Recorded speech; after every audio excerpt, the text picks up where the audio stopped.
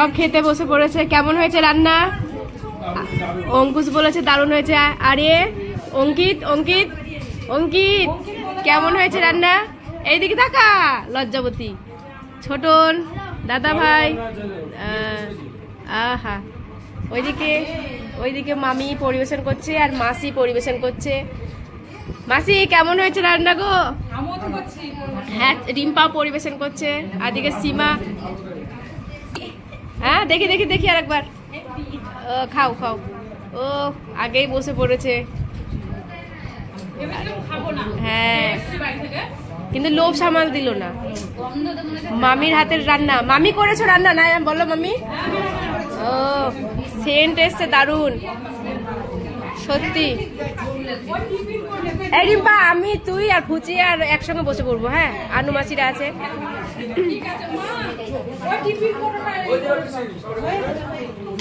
আর এখানে সব, আরে যে খাটে বসেছে সব দুটো দিদিমণি, খেতেই ব্যস্ত। শিবু মাসি খেতেই ব্যস্ত। অসাধারণ। কেমন হয়েছে রান্না? ও অনেকদিন পর বৌদির হাতে রান্না পেয়েছো বলো।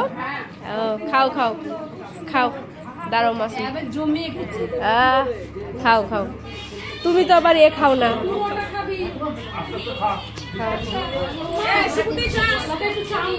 মাসিকে একটু ভাত দাও।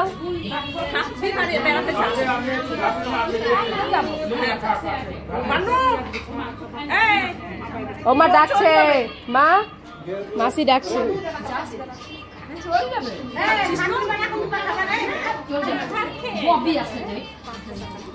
মাসিকে ভাত দাও। আর ভাত কেমন রান্না হয়েছে তাই বলছে। আয়ুষ আয়ুষ খাও। কি খাচ্ছ আয়ুষ? আয়ুষ কি খাচ্ছ? মাংস খাচ্ছ? কি মাংস খাচ্ছ? Leg piece? খাও খাও, সুন্দর করে গুছিয়ে ভাত খেয়ে নাও। মামার বাড়িতে এসে একটু বসলাম, খাওয়া দাওয়া হলো, খুব মজা হলো। একটু ঘুরতে যাচ্ছি।